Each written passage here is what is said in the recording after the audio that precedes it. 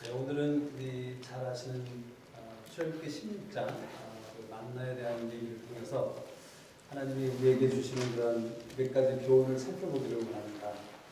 우리 그 출애굽기 16장 전체를 가지고 우리가 말씀을 나누지만 오늘 자리에서 읽지는 않고요. 제가 그 군데 말씀을 나누면서 이렇게 나누기를 원합니다. 이 16장에 보면 하나님께서 적어도 네 가지 스테이트먼트를 통해서 우리에게 어떤 교훈과 우리에게 주고 싶어 하시는 그런 말씀의 양식이 있는 것을 보게 됩니다. 그런데 16장 4절에 보면 이렇게 기록하고 있습니다. 때에 여호와께서 모세에게 이르시되 보라 내가 너희를 위하여 하늘에서 양식을 비같이 내리니 백성이 나가서 일용할 것을 날마다 거둘 것이라. 이같이 하여 그들이 나의 율법을 준행하나 아니하나 내가 시험하리라. 이것이 첫 번째 하나님께서 우리에게 주시는 그런 말씀이죠. 여러분 만나라는 것은 우리가 이미 말씀을 통해서 알고 계시지만 만나는 제가 인터넷을 찾아보니까 만나의 그 사이즈가 땅콩보다 조금 적을까 말까 하는 그런 사이즈의 그런 모양의 이제 씨앗이고 이 성경에 보면 색깔이 하얗다고 되어 있고 이것이 이 이스라엘 백성들이 한 호멜씩 그 이스라엘 백성들이 매일 아침마다 나가서 그것을 구하여 일용할 양식을 삼았다고 기록하고 있죠. 그리고 호멜이라는 것은 적어도 한 14컵, 여러분 물 한 컵 어느 정도인지 아시죠? 14컵 정도의 양이 그 호멜이라는 그 양을 나타내고 있습니다. 그래서 그런 그 14컵 정도의 그 양을, 그런 만나를 아침마다 이스라엘 백성들이 거두어서 그 광야에서 40년 동안 이 만나를 먹고 살았던 것을 우리가 알고 있죠. 근데 하나님께서 만나를 통해서 첫 번째 주시기 원하는 레슨은 무엇인가? 이 4절에 보면 때에 이같이 하여 그들이 나의 율법을 준행하나 아니하나 내가 시험하리라. 여기 때라는 말씀이 나오는데 때라는 것이 어떤 때입니까? 이 16장 1절을 그 앞부분을 보면 그 3절에서 그 2절과 3절에서 이스라엘 백성들이 온 회중이 그 광야에서 모세와 아론을 원망하여 그들에게 이르되 우리가 애굽 땅에서 고기가마 곁에 앉았던 때와 떡을 배불리 먹던 때에 여호와의 손에 죽었다면 좋았던 것을 너희가 이 광야로 우리를 인도하여 내어 이 온 회중으로 죽여 죽게 하는도다. 다시 말하자면 어느 때였냐면 그 이스라엘 백성들이 모세와 아론에 대해서 원망하던 때라고 얘기하고 있는 것이죠. 근데 그렇게 원망하는 때 여러분이나 제가 어떤 사람이 여러분을 원망한다면 어떻게 반응하시겠습니까? 어떤 사람이 저에 대해서 억울하게 원망을 한다든가 탓을 한다든가 한다면 제가 굉장히 분노하겠죠. 그래서 제가 할 수 있는 방법대로 그에게 어떤 상당한 그런 보응을 한다든가 이러한 그 리액션을 가져주는 것이죠. 근데 하나님께서는 놀랍게도 그때에 그 원망할 때에 하나님께서 말씀하시기를 이같이 하여 그들이 나의 율법을 준행하나 아니하나 내가 시험하겠다. 다시 말하자면 하나님께서는 그 만나를 매일 아침 내려주심으로 통해서 이같이 하여 그들이 나의 율법을 준행하나 아니하나 내가 시험하겠다 라고 얘기하고 계신 것이죠. 여기서 말하는 율법은 무엇입니까? 그것은 다름이 아니라 하나님께서 그 만나를 주시면서 이스라엘 백성들에게 어떤 규칙을, 룰을 정해주셨어요. 우선 만나를 아침마다 매일같이 6일 동안 거둘 것을 명령하셨죠. 그냥 어떤 날은 걷고 둘째 날은 쉬고 셋째 날은 걷고 뭐 이렇게 하는 것이 아니라 매일 나가서 일용할 양식을 거두라는 그 규율을 주셨어요. 넘버원입니다. 또 그리고 자기 먹을 만큼 그렇게 거두라고 했죠. 그리고 그것을 절대로 다음날 아침까지 놔두지 간직하지 말라고 그랬어요. 왜냐하면 다음날 아침까지 가면 어떻게 되죠? 냄새가 나고 벌러지가 생기는 그런 일이 일어났죠. 그것이 규칙 넘버 2예요. 그리고 그 하나님께서 또 말씀하시기를 여섯 번째 날에는 그 다음날이 안식일이니까 그 여섯째 날에는 2배를 걷어서 그 다음날까지 간직해 두라. 그랬더니 그 여섯째 날에 거두었던 먹고 남은 그 간직해둔 그 다음날까지 갔던 것이 보통 날에는 벌러지가 생기고 냄새가 났지만 그 다음날에 어떻게 됐죠? 아무 문제가 없이 안식일에 먹을 수 있는 것이 되었다는 것이에요. 그래서 안식일에는 쉬라고 말씀하셨어요. 근데 어떤 미련한 욕심쟁이가 안식일에 나가서 만나를 구하려고 했더니 구할 수가 없었던 그런 일들이 성경에 기록되어 있는 것을 봅니다. 그래서 여기서 말씀하시는 나의 율법이라는 것은 이 만나에 대해서 하나님이 원하셨던 어떤 룰을 얘기하시는 것이에요. 그래서 하나님께서는 우리의 상황 가운데, 우리의 삶 가운데 이런저런 율법을, 규례를 우리에게 간혹 주시기도 하는 것입니다. 근데 하나님은 이러한 만나를 인해서 그 원망하던 그런 이스라엘 백성들에게 이가 그 만나를 내림을 통해서 그들이 나의 율법을 준행하나 아니하나 내가 시험하겠다. 여기서 우리가 유의해야 할 단어는 시험한다는 단어와 또 율법을 준행하나 아니하나, 이것이 이제 중요한 단어라고 우리가 볼 수 있는 것이죠. 하나님께서 이것을 통해서 말씀하시는 것은 무엇이냐면, 하나님은 비록 너희들이 원망을 했지만 내가 만나를 너희에게 주어서 너희로 하여금 나의 율법을 준행하는 자가 되게 하겠다라고 말씀하시는 것이 바로 4절의 말씀이라는 것이에요. 여러분, 여기에 얼핏 보면 하나님께서 우리를 테스트하셔서 쟤네들이 말을 잘 듣는지 안 듣는지 알아보겠다, 이런 뜻으로 보이지만 사실 하나님의 말씀은 그것이 아니라 이 말씀을 통해서 이스라엘 백성들로 하여금, 그 원망하는 사람들로 하여금, 그 자격 없는 사람들로 하여금, 그들로 하여금 하나님의 말씀을 지키는 자가 되기를, 그렇게 세우기를 원한다고 하나님께서 말씀하고 계신 것이에요. 그러면 하나님이 시험하실 때는 우리가 항상 감사할 수 있는 것이 무엇입니까? 하나님이 시험하실 때는 하나님께서는 우리에게 언제나 선한 결과를 이루시기 원하신다는 것이죠. 하나님이 시험하실 때는 우리를 낙제시키시거나 우리를 망하게 하기 위해서 시험하는 것이 아니에요. 우리가 학교에 가서 입학시험을 보거나 또 학교에서 어떤 대학교에서 시험을 볼 때는 시험을 잘못 보면 우리는 떨어지게 되어 있습니다. 그래서 우리가 시험 공부를 열심히 하죠. 그렇지만 우리가 하나님 앞에 시험을 받을 때는 우리가 언제나 100% 컨피던트하게 나갈 수 있는 것은 무엇입니까? 하나님의 백성들은 비록 내가 원망하고 비록 하나님 앞에 잘못한 그런 사람들일지라도 하나님께서는 나를 시험하셔서 나를 그런 정금과 같이, 그 욥기에서 나오는 것처럼 정금과 같이 나오게 하기를 원하는 그런 마음을 가지고 시험을 하시는 것이기 때문에 우리는 언제나 컨피던트하게, 우리는 자신만만하게 그 하나님의 시험을 감당하는 사람이 될 수 있다는 사실을 우리가 만나를 통해서 배우게 된다는 것입니다. 여러분, 이것을 아셨습니까? 그래서 우리는 시험 당할 때 야고보서가 뭐라고 말씀하십니까? 너희는 여러 가지 시험을 당할 때 온전히 기뻐하라라고 말씀하셨어요. 어떻게 야고보가 특별한 사람이었기 때문에 그런 말을 할 수 있었습니까? 아니죠.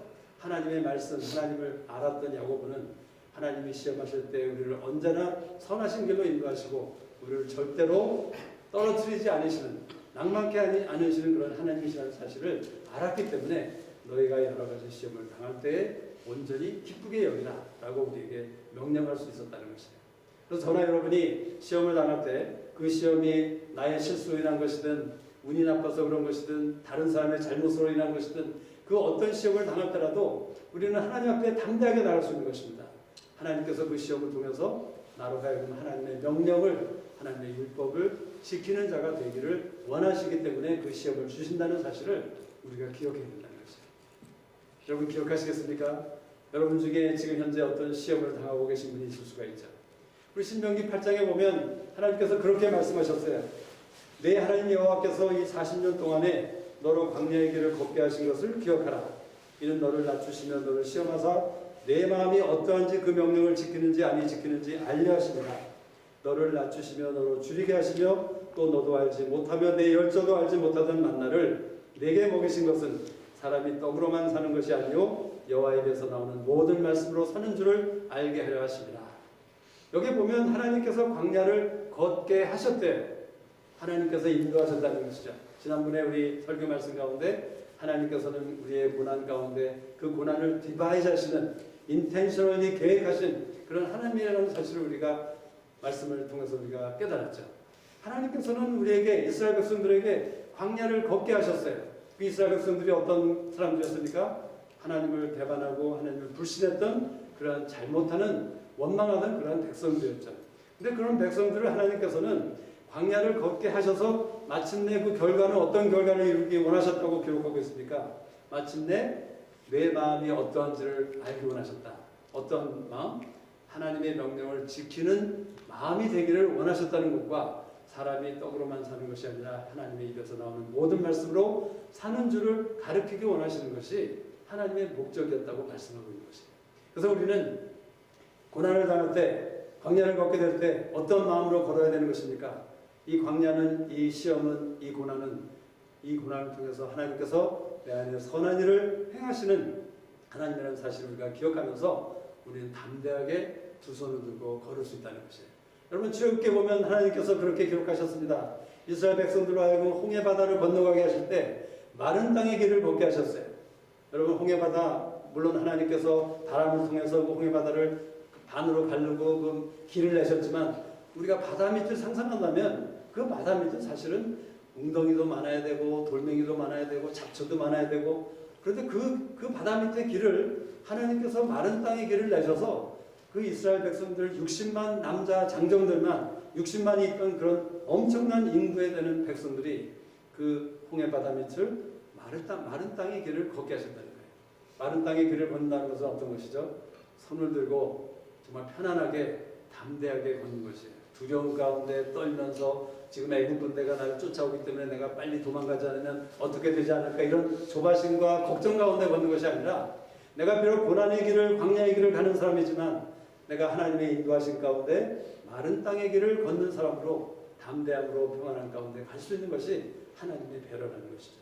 그래서 하나님께서는 우리가 그런 하나님께 원망하는 그러한 가운데 만나를 우리에게 주심을 통해서 하나님의 율법을 준행하는 자가 되기를 원하신다는 것이에요. 이것이 첫 번째 만나를 통해서 우리에게 주시는 교훈인 것을 우리가 기억할 필요가 있는 것이죠. 두 번째 교훈은 무엇입니까? 출애굽기 16장 7절에 보면 모세가 이렇게 얘기하고 있습니다. 아침에는 너희가 여호와의 영광을 보리니 이는 여호와께서 너희가 자기를 향하여 원망함을 들으셨습니다. 우리가 누구간데 너희가 우리를 대하여 원망하느냐? 첫 번째로 우리가 기억할 것은 모세에 대해서 이스라엘 백성들이 원망한 것이 누구에게 한 것이라고 말하고 있습니까? 하나님께 대하여 원망한 것이라고 성경은 기록하고 있는 것이에요.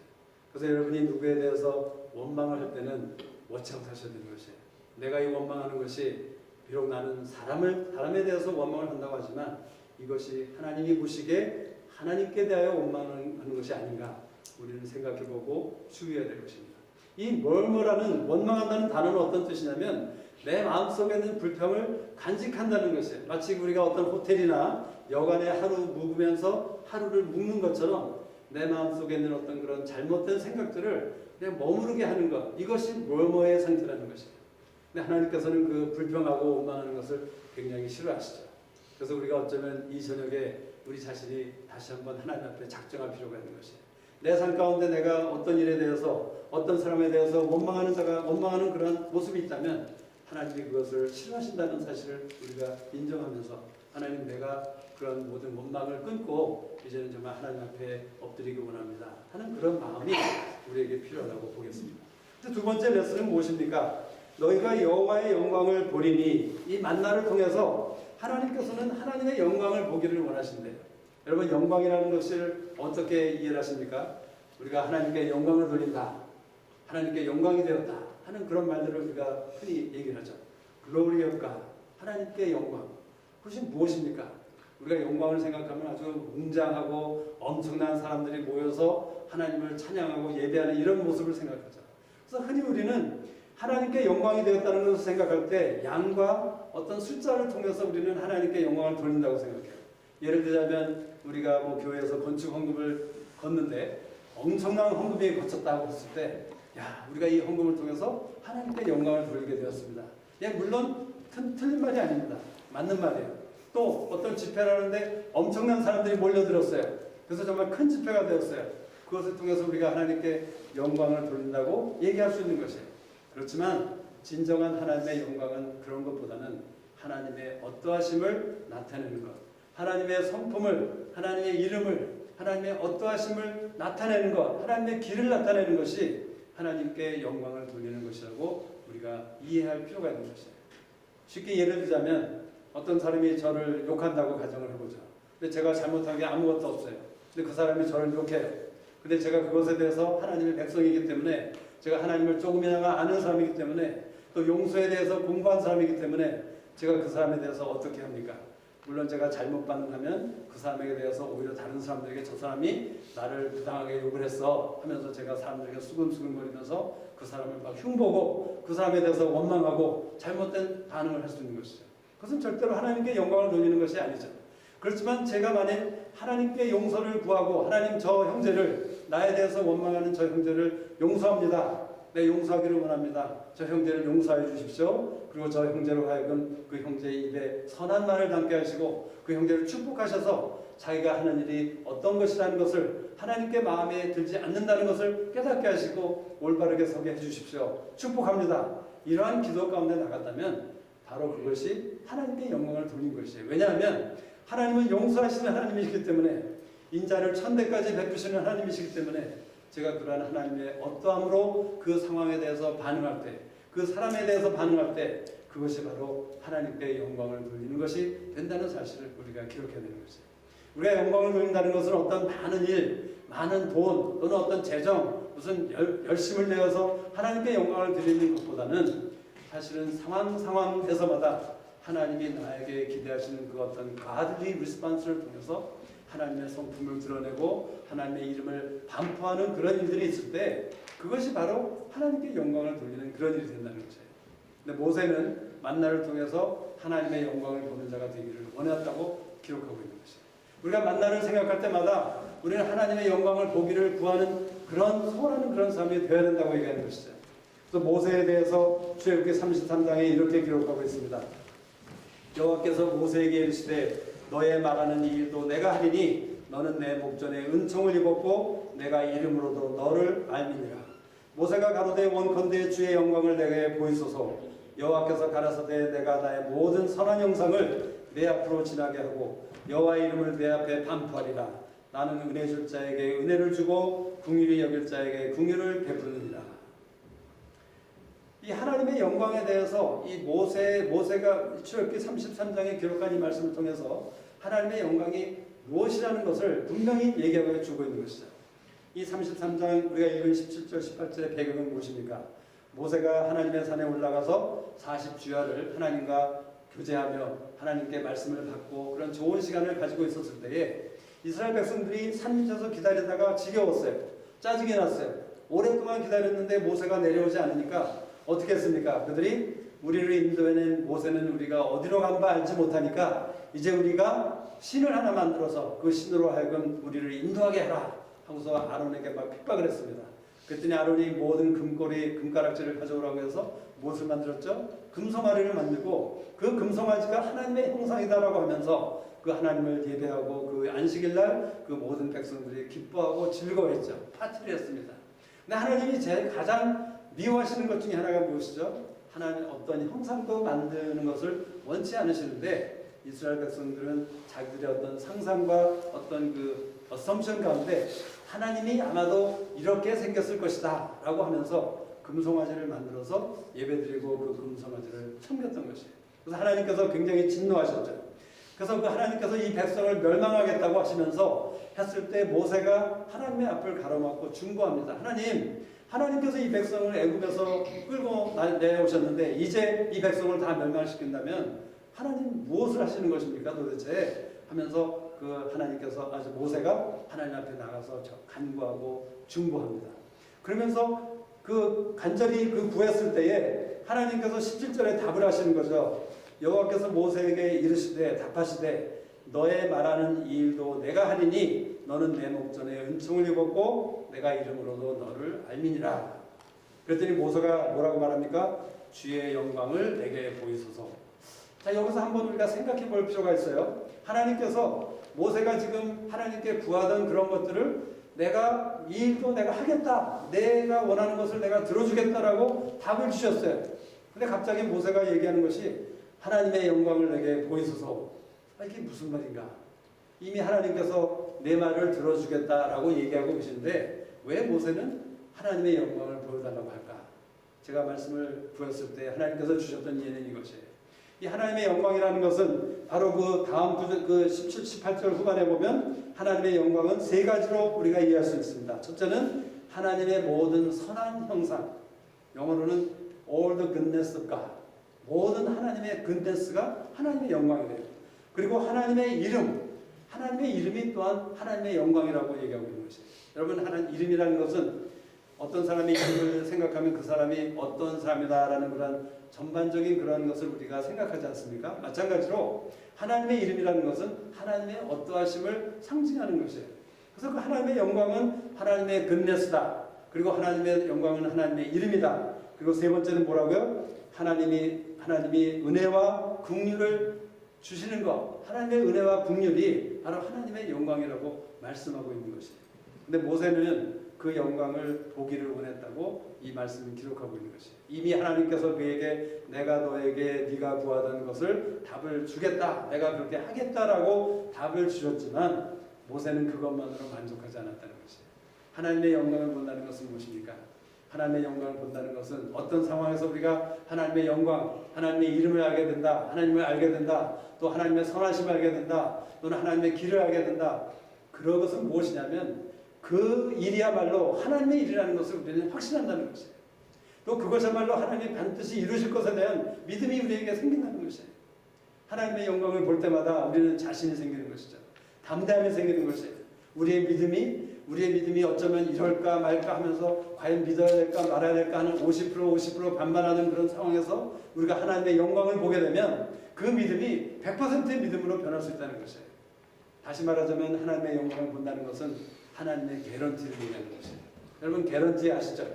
보증 쓴다, 담보한다. 하나님의 보증이라는 것이에요. 우리가 하나님의 영광, 하나님의 이름, 하나님 자신 또는 하나님의 어떠하심, 선하심 이런 것들을 알게 된다는 것은 그 상황 가운데서 우리가 하나님이 보증하신다는 사실을 우리가 갖게 되는, 소유하게 되는 그러한 사람이기 때문에 우리는 그 모든 것에 대해서 담대함과 평안으로 나갈 수 있는 것을 알았기 때문에 모세는 하나님의 영광을 보기를 원했다는 것입니다. 우리가 만나를 생각할 때마다 우리는 하나님의 영광을 구하는 자가 되어야 된다고 얘기하는 것입니다. 하나님의 영광은 하나님의 모든 선한 형상입니다. 하나님의 모든 근대수라는 것이죠. 이런 모양으로 저런 모양으로 이런 때 저런 때 얼마나 하나님께서 우리 각자의 삶 가운데 하나님의 모든 근대수를 우리에게 베풀어 주셨습니까? 우리는 이미 우리 하나님의 영광을 이미 많이 보고 온 자들이라는 것이에요. 근데 우리는 마치 하나님의 영광을 전혀 알지도 못하는 사람처럼 우리는 살고 있다는 것이죠. 우리가 그런 하나님의 영광을 본 자라면 우리는 좀 더 우리의 믿음에 대해서, 우리가 하나님을 아는 것에 대해서, 하나님을 섬기는 것에 대해서, 또 하나님의 일에 대해서 우리는 좀 더 자신과 확신을 가지고 나가야 되는데 우리는 그렇지 못하다는 것이죠. 왜? 하나님의 영광이 무엇인지를 몰랐기 때문에. 그러나 오늘 이 저녁에 이 말씀을 우리가 나누고 난 후부터는 우리는 하나님의 영광이 무엇이라는 사실을 분명히 아는 자들입니다. 하나님의 영광이라는 것은 하나님 자신을 의미하는 것이죠. 하나님의 이름을 말하는 것입니다. 하나님의 선하심을 얘기하는 것입니다. 하나님의 길을 말하는 것입니다. 그래서 모세가 출애굽기 34장에 이 바로 33장 말씀을 뒤에 모세에게 하나님께서 그 이름을 반포하십니다. 출애굽기 34장 5절에 이렇게 기록하고 있죠. 여호와께서 구름 가운데 강림하사 그와 함께 거기 서서 여호와의 이름을 반포하실세 하나님의 영광을 나타내신다는 것이에요. 6절 여호와께서 그의 앞으로 지나시며 반포하시되 여호와로다 여호와로라 자비롭고 은혜롭고 노하기를 더디하고 인자와 진실이 많은 하나님이로라. 인자를 천대까지 베풀며 악과 과실과 죄를 용서하나 형벌받을 자는 결단코 면제하지 않고 아비의 악을 자녀손 3, 4대까지 보응하리라. 여기 제가 그 두껍게 쓴 글자 있죠. 자비롭고 은혜롭고 노하기를 더디하며 여기에 나오는 7가지 이름이 하나님의 이름인 것이에요. 하나님께서 그 이름을 반포하셨어요. 모세에게 알려주셨어요. 나의 이름은 자비로운 하나님이다. 나의 이름은 은혜로운 하나님이다. 나는 노하기를 더디하는 하나님이다. 이렇게 7가지 이름을 하나님께서 모세에게 알려주셨다는 것이에요. 그랬더니 모세가 8절에서 그 이름을 알게 되었을 때, 다시 말하자면 하나님의 영광을 보게 되었을 때 모세가 어떻게 반응합니까? 급히 땅에 엎드려 경배하며 가로되 주여 내가 주께 은총을 입었거든 원컨대 주는 우리 중에서 행하옵소서. 이는 목이 곧은 백성이니이다. 우리의 악과 죄를 사하시고 우리로 주의 기업을 삼으소서. 3가지를 고백하고 있죠. 우리 중에서 행하옵소서. 우리 중에서 행하옵소서. 당연히 우리가 요구할 수 있는 것이지만 하나님의 영광을 본 사람으로서 우리 중에서 행하라는 얘기는 무엇입니까? 이제는 하나님이 내 삶 가운데 우리 가운데 어떤 일을 행하셔도 그것이 하나님의 일로 나는 믿겠습니다. 왜? 내가 하나님의 영광을 본 사람이기 때문에. 그것이 나에게 싫든 좋든 슬프든 아프든 괴롭든 상관없이 하나님이 내 삶 가운데 행하시는 그 어떤 일도 이제는 하나님의 일로 여기겠습니다. 믿습니다. 라고 고백하는 것이 모세의 고백인 것이에요. 우리의 악과 죄를 사하래요. 이제는 죄사함에 대해서 하나님께서 하나님의 영광을 본 사람으로서 하나님이 우리의 죄를 사하시는 그런 하나님이라는 사실을 분명히 믿는 것이에요.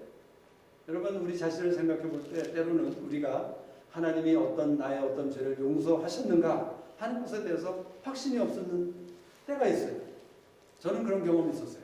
여러분은 어떨지 모르겠지만 우리 가운데 혹시라도 하나님께서 우리가 주님의 이름으로 죄를 자백할 때에 요한일서 1장 9절의 말씀처럼 하나님의 눈부시사 우리가 죄를 자백할 때 우리의 죄를 사하시고 우리의 불의를 깨끗이 씻어준다는 그 말씀을 믿지 못하는 가운데 내가 고백을 했는데 하나님이 이 죄를 용서하셨을까 안 하셨을까 긴가민가 하는 그러한 불신 가운데 있다면 하나님께서는 이 모세 이야기를 통해서 하나님의 영광을 본 자는 그 죄의 사함에 대해서 분명히 믿을 수 있다는 것이에요. 컨피던스를 가질 수 있다는 것이에요. 저나 여러분이 하나님의 영광을 본 자로서는 우리가 주님의 말씀대로 죄를 자백하고 하나님 앞에 죄를 고백하면 그 죄의 사함을 주셨다는 사실을 우리가 분명히 100% 믿고 나아갈 수 있다는 것이에요. 근데 우리는 그 사실을 믿지 않기 때문에, 믿지 못하기 때문에 우리는 계속 그 죄 가운데 행하고 있는지 우리 자신을 살펴볼 필요가 있다는 것이죠. 세 번째는 주의 기업을 삼으라고 고백합니다. 자기가 어떠하든 나의 어떠함에 나의 부족함은 내가 부족하든 연약하든 죄인이든 아니든 하나님의 백성, 내가 이제는 하나님의 기업이 될 수 있는 그러한 사람입니다 라는 그런 사실을 담대하게 얘기하고 있는 것이죠. 우리가 하나님의 영광을 본 자는 이러한 담대함이 있습니다. 여러분이 상황이 어떠하든지 간에 여러분이 어떠한 연약함이 있던 없던 간에 우리 모두는 하나님의 기업인 사실을 우리가 아십니까? 신명기서에 그렇게 말씀하셨죠. 하나님의 백성은 나의 기업이라. 하나님께서는 우리 그 기업되는 하나님의 백성을 하나님의 눈동자같이 지키신다고 말씀하셨어요. 하나님의 약속이에요. 그런데 하나님이 여러분을 하나님의 눈동자같이 여기시고 우리를 보호하시고, 눈동자라면 얼마나 귀히 여기겠습니까? 여러분, 눈을 얼마나 우리가 보호하는 사람들이죠? 너무나도 귀한 눈동자예요. 근데 하나님께서는 이스라엘 백성들로 하여금 당신의 기업이 되게 하시고 그 기업을 본인의 그 하나님의 눈동자와 같이 지키시고 아끼시겠다고 얘기하고 있는 것이에요. 근데 우리는 하나님의 영광을 구하지 못하기 때문에, 보지 못하기 때문에 우리는 이러한 확신과 담대함과 자신이 없는 그러한 삶으로 살고 있는 그러한 모습을 우리가 회개하고 뉘우칠 필요가 있는 것이죠. 세 번째 교훈은 무엇입니까? 출애굽기 16장 12절에 내가 이스라엘 자손의 원망함을 들었노라. 그들에게 고하여 이르기를 너희가 해질 때에는 고기를 먹고 아침에는 떡으로 배부르리니 나는 여호와 너희의 하나님인 줄 알리라. 만나를 통해서 하나님께서는 내가 너의 하나님인 줄 알게 하겠다라는 그런 약속을 주신 것이에요. 그래서 우리가 만나를 생각할 때마다 우리가 고백해야 되고 다시 한번 다짐해야 되는 것은 하나님은 나의 하나님이십니다 라는 그런 사실을 우리가 고백하고 선포하는 그런 믿음이 필요하다는 것이죠. 여기서 하나님, 영어로는 로드입니다. 로드. 근데 이 로드라는 단어는 원어를 보면 적어도 6,500번 이상이 성경에 나오고 있는데, 이 로드라는 단어는 하나님의 proper name이에요.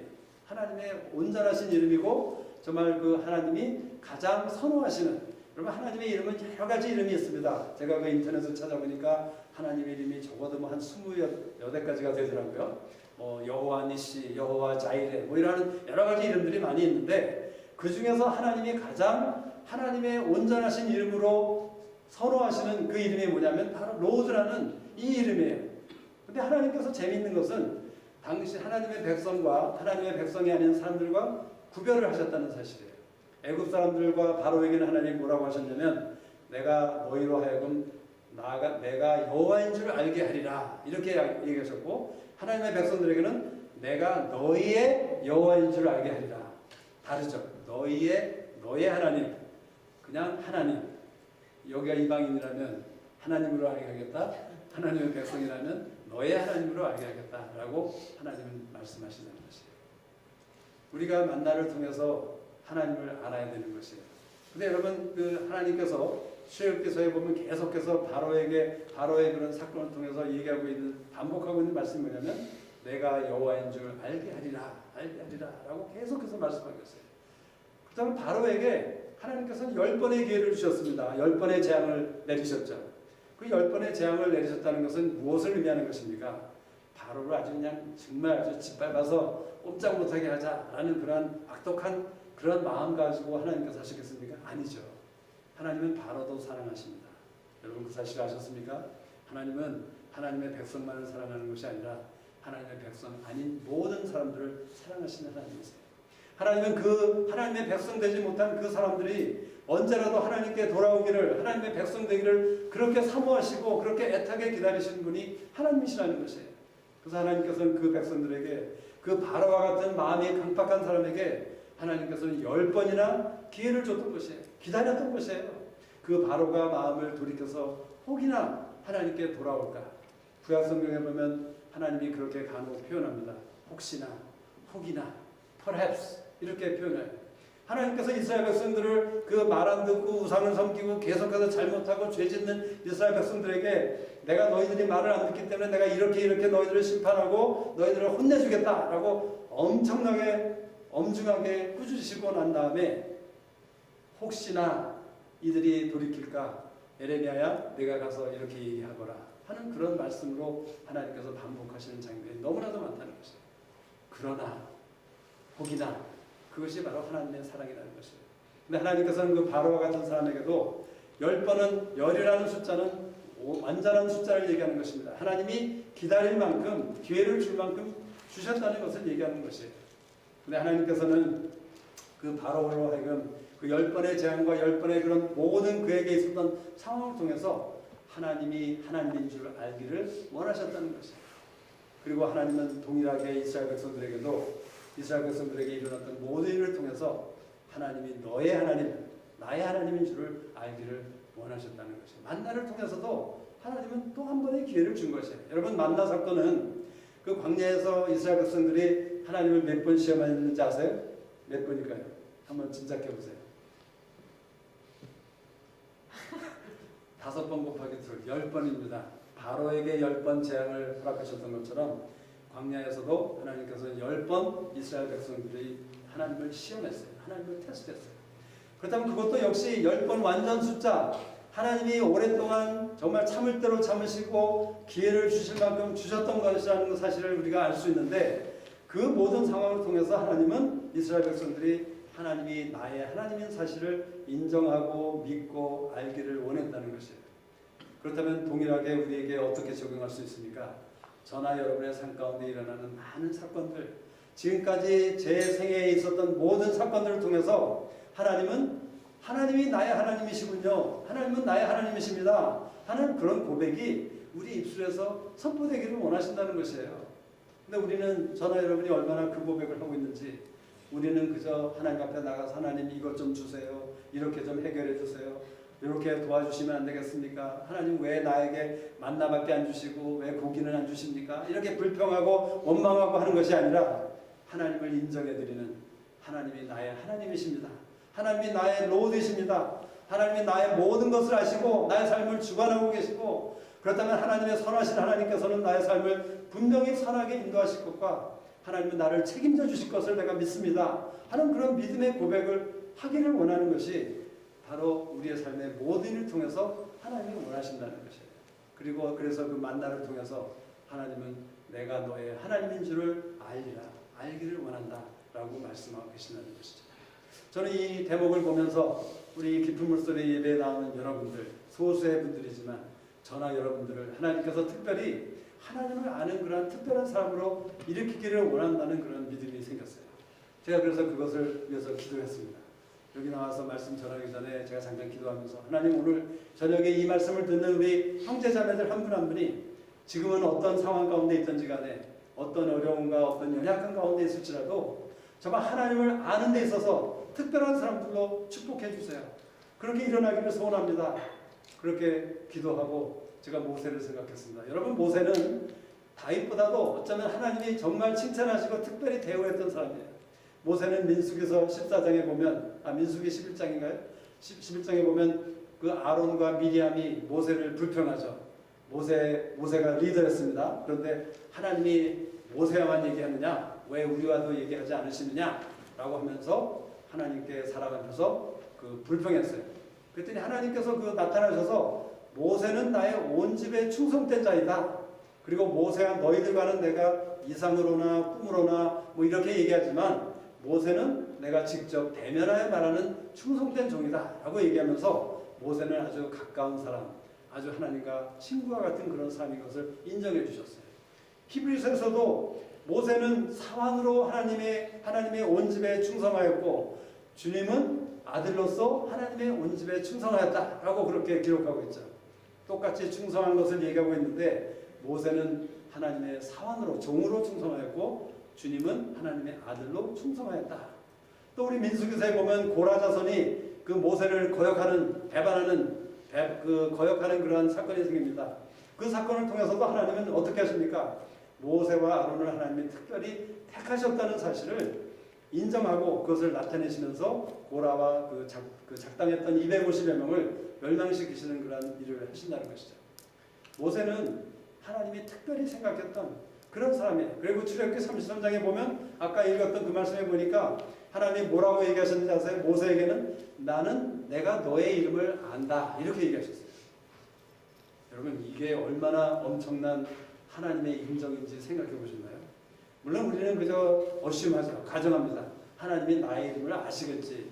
하나님이 IQ가 얼마나 좋으신데 내 이름을 모르시겠어? 아니에요. 하나님이 내가 너의 이름을 안다라고 인정했던 사람은 모세밖에 없다는 것이에요. 그리고 하나님이 하나님의 산에 모세를 부르셨을 때 그 백성들에게는 그 산 위로 올라오지 말라고 노란 줄을 치게 하셨어요. 이 줄을 넘으면 너희들은 내가 하나님께서 너희들을 벌하겠다. 진멸하겠다. 그래서 하나님의 그 백성들은 산으로 올라가지 못하게 했습니다. 그리고 70 장로들은 너희들은 그 옐로우 라인을 지나가는데 어디까지만 올라오고 더 이상은 가까이 오지 못하게 해라. 이렇게 얘기하셨어요. 그리고 오직 모세와 여호수아만 하나님께서 가까운 곳까지 오게 하셨다는 사실을 우리가 기억할 필요가 있는 것이죠. 여러분 하나님께서 가까이 하신다는 사실은 무엇이죠?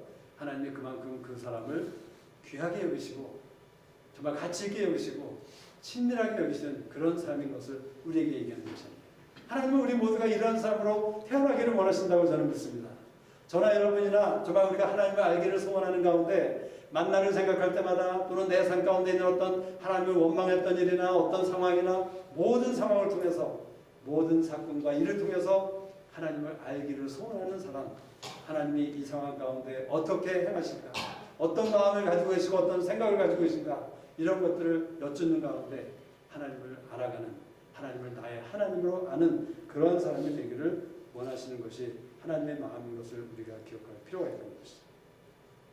그래서 하나님께서는 그 네 번째 그 교훈은 무엇입니까? 하나님께서는 제가 성경을 여기는 쓰지 않았는데 우리 16장에 보면 그 만나를 간수해서 대대 자손에게 이 만나를 하나님께서 주셨다는 사실을 알게 하라 이렇게 얘기하셨어요. 다시 말하자면 하나님이 만나를 통해서 주시고자 하시는 한 가지 레슨은 무엇입니까? 하나님이 만나를 통해서 이스라엘 백성들을 먹이셨다는 공급하셨다는 그 사실을 알리시고 기억하기를 원하셨다는 것이에요. 우리가 만나를 생각할 때마다 하나님의 그 인자하심, 하나님의 선하심을 우리가 기억할 필요가 있는 것이에요. 우리가 제가 지난번에 말씀을 나눌 때 6월절 성탄식을 하면서 우리가 그런 말씀을 나눴죠. 주님께서 이 성찬을 행할 때마다 나를 기념하라. Remember 하라고 했어요. Remembrance of me. 그 do this in remembrance of me 라고 주님께서 우리에게 명하셨죠. 그래서 우리가 기억한다는 것은, 기념한다는 것은 무엇을 의미한다고 했죠? 우리가 어떤 그 주님의 일을 기념할 때 또는 어떤 나에게 어떤 큰 일을 행하셨던 어떤 사람의 그 좋은 일, 선한 일을 내가 기억할 때 그 사람의 그 일이 내 삶 가운데 실제로 현실로 다가오는 그런 일이 일어날 수 있다는 믿음을 우리에게 가지게 한다는 것이에요. 다시 말하자면 우리가 성찬식에서 그 떡을 떼고 잔을 마실 때마다 그 주님께서 나를 위해서 십자가에 달리신 그 고통과 또 그것을 통해서 우리에게 구원을 주신 그 구원이 나의 삶 가운데 다시 한번 현실적으로 실제로 다가오는 그런 현실로 만드는 그것이 바로 기억하는 데서 우리가 그런 일을 경험하게 된다는 것이에요.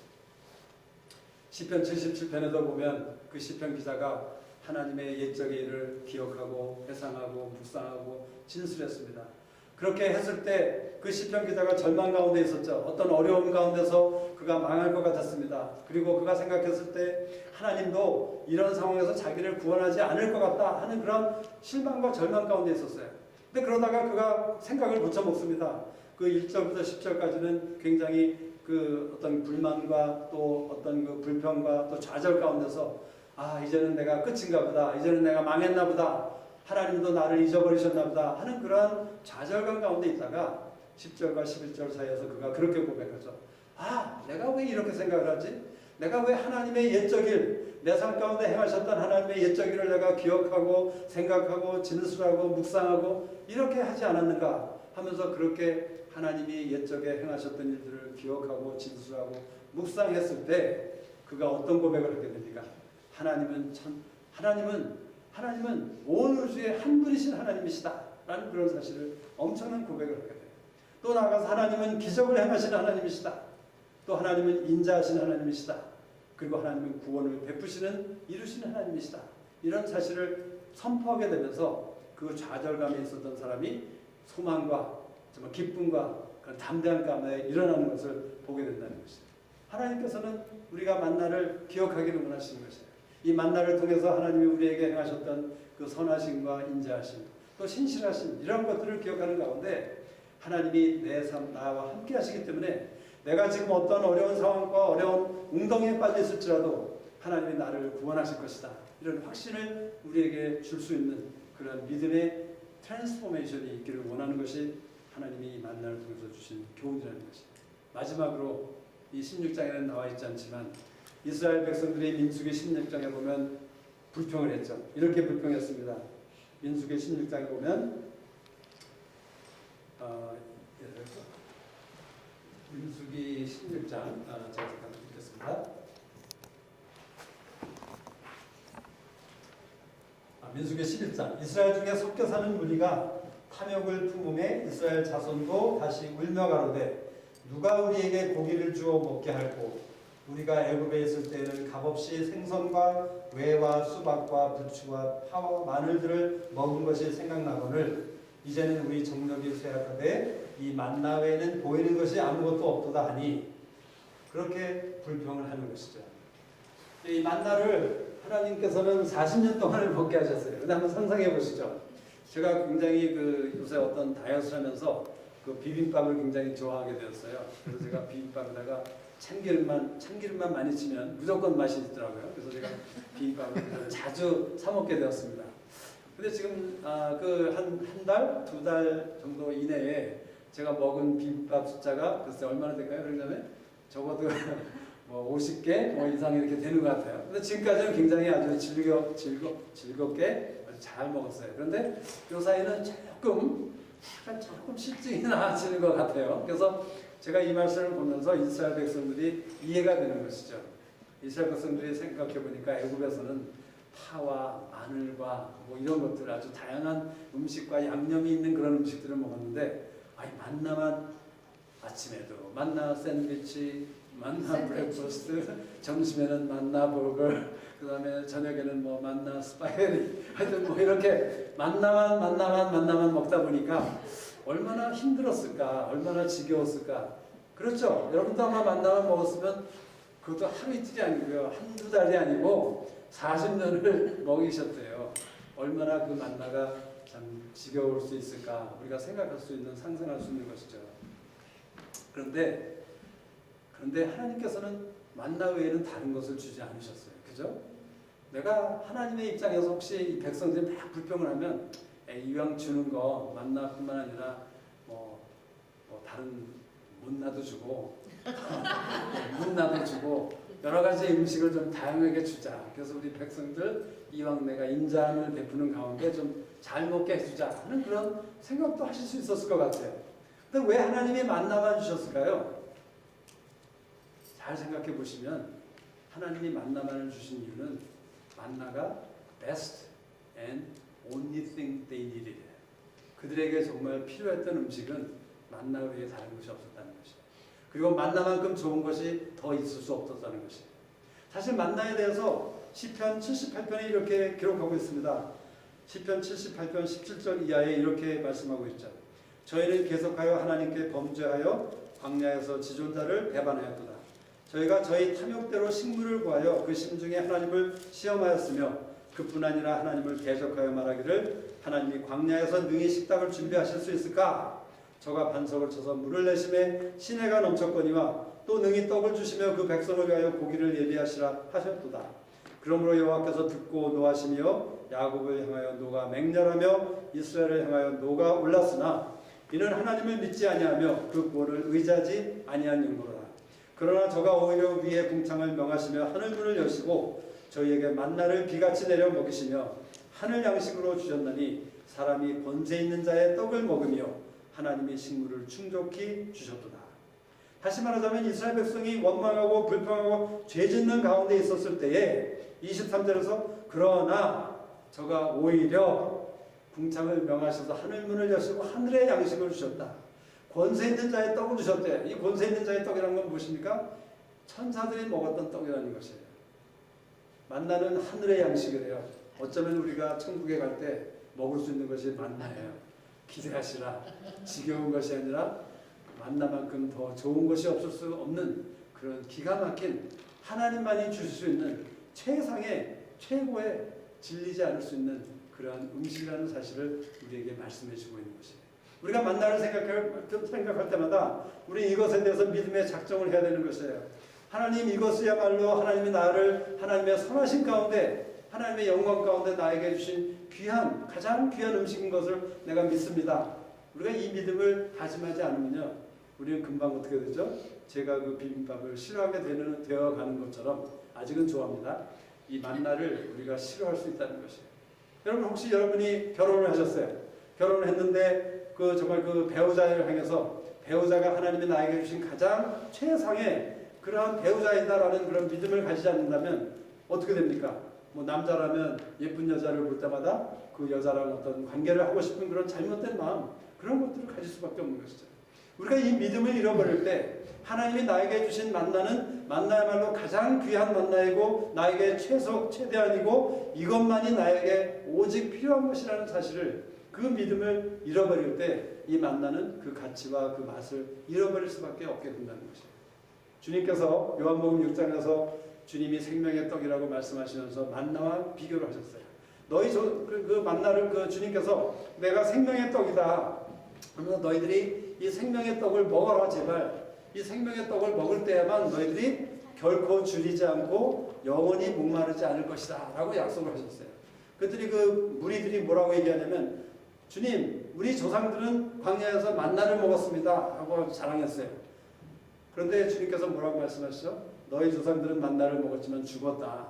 그렇지만 내가 주는 생명의 떡, 즉 나 자신, 나의 살과 피를 먹는 너희가 되면 너희는 영원히 살고 영원히 줄이지 않을 것이다 라는 그런 말씀을 하죠. 근데 얼핏 보면 그 말씀 가운데서 주님이 만나와 생명의 떡이신 주님을 다르게 생각하시는 것 같이 보여지지만 우리가 그 말씀을 자세히 읽어볼 때에 주님께서 말씀하신 것은 무엇입니까? 만나는 사실 주님의 예표예요. 만나라는 것은 하나님이 하늘의 문을 여시고 주신 생명의 양식이었습니다. 만나라는 것은 권세 있는 자의 음식이었어요. 만나를 정말 그들이 올바른 믿음 가운데서 취하고 받았다면 그들은 정말 주님의 몸을 먹고 마시는 우리가 영적으로 정말 영생을 누리고 하나님의 나라에 가는 그런 사람이 될 수 있는 진정한 삶을 누릴 수 있는 사람이 되는 것처럼 그 만나는 그런 일을 반드시 이룰 수 있는 그런 것이었다는 것이에요. 그런데 그 조상들이 먹고 죽을 수밖에 없었던 망할 수밖에 없었던 이유는 무엇입니까? 그들이 믿음이 없었기 때문에 그렇게 된 것이에요. 사실 주님 생명의 양식인 생명의 떡이신 주님을 우리가 먹는 것은 어떻게 먹는 것입니까? 우리가 씹어 먹는 것이 아니라 믿음으로 씹어 먹는 것입니다. 우리가 그 주님의 말씀하신 것을 믿고 그것을 내가 믿음으로 내 마음속에 받아들이면서 그것을 내가 취하고 음미하고 그것을 묵상하는 가운데 내가 그것을 믿게 되는 그런 믿음을 가질 때 그 주님이 생명의 떡이 되시는 그 주님을 내가 먹게 되는 것이라는 것이죠.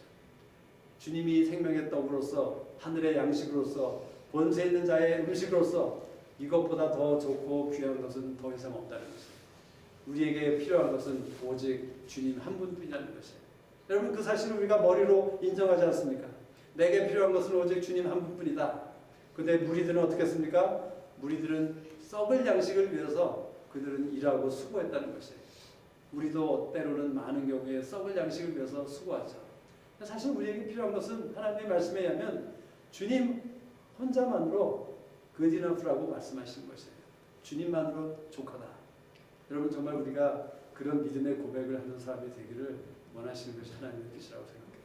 정말 우리의 삶 가운데 우리는 필요한 것들이 많이 있습니다. 이 땅에 살면서 장말짜기로 살면서 일도 해야 되고 돈도 벌어야 되고 여러 가지 우리에게 필요한 것들이 많이 있지만 정말 하나님 그런 모든 것 가운데 주님이 약속하신 것처럼 먼저 그의 나라와 그의 의를 구하는 우리가 될 때 이 모든 것을 너에게 더해 주시겠다고 약속하셨죠. 내가 주님만이 나에게 인업합니다. 주님만으로 나는 만족합니다.